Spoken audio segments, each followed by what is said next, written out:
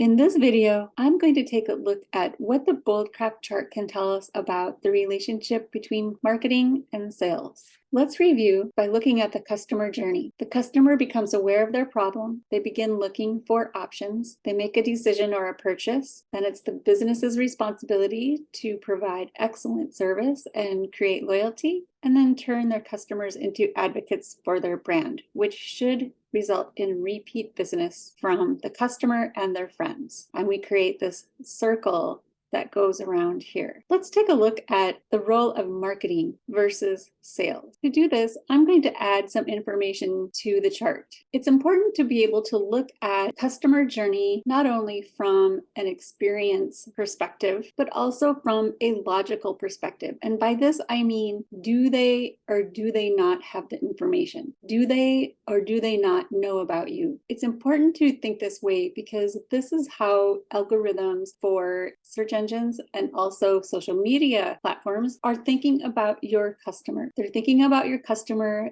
as a data point. Where have they been? What is the prediction of where they're going? Have they been at this point? Have they been at that point? And when you're looking at your customer from that perspective, it makes the role of marketing and sales very clear. The role of marketing is reaching the customer when they're in this early phase of learning about their problem. They know there's a problem.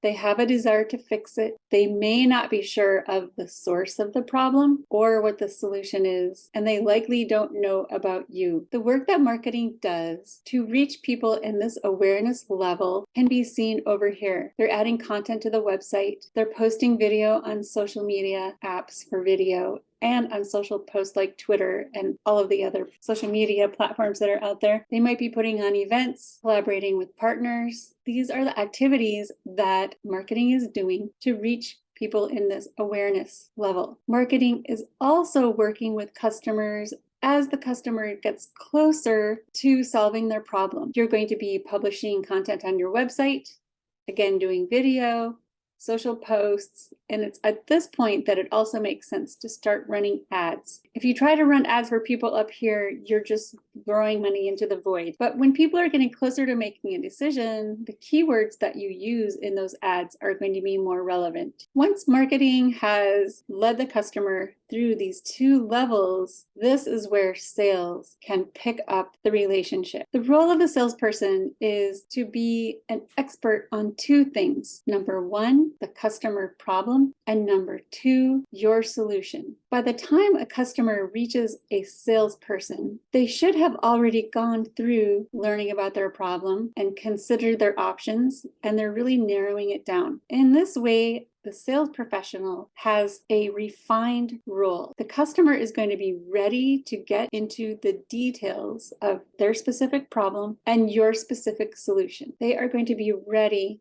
to make a purchase. They know about you, they know about your solution, and hopefully they will pick you. After they've made that purchase, and it depends on how your business is organized, that is where most of the opportunity happens. Most purchases happen after that first purchase. So the sales team and the marketing team need to be collaborating very closely at this important juncture. And if you're large enough to have a customer service team, they're also a very important partner in creating this loyalty that results in multiple purchases. The marketing team is going to be sending out emails, posting video and content on social media that rewards the customer. They'll be having events that helps the customer feel like part of the community. And if you have a mobile app or you have presence in the metaverse, they will have activity going on there as well. As the salesperson, you are going to be set up so that when this customer comes back for a second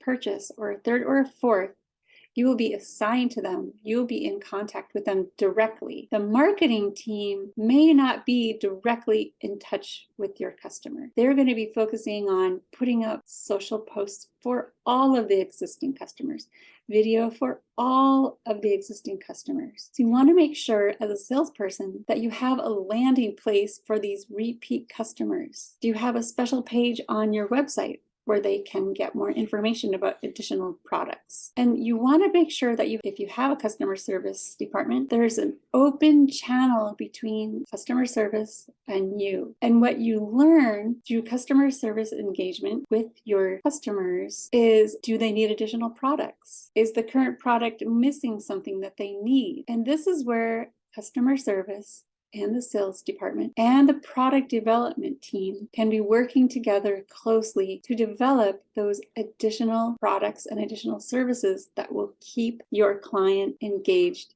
and coming back. When we move on to the advocacy level, this is where marketing steps back in a big way. Let's take a look over here at the content themes that are important for the advocacy level. We have information about the community that you have created with your business, client stories, opportunities for referrals, setting up affiliate relationships, and providing insider information that they would not have if they were not already an existing customer. These are the types of content themes that will help convert your customer into an advocate for your brand. They'll be going out over email, they'll be going out on social media, and again, also through events and your partners. I hope this gives a little bit of an insight into how marketing and sales can work together and collaborate along with product development team and customer service to take the customer all the way through their journey to becoming an advocate for your brand.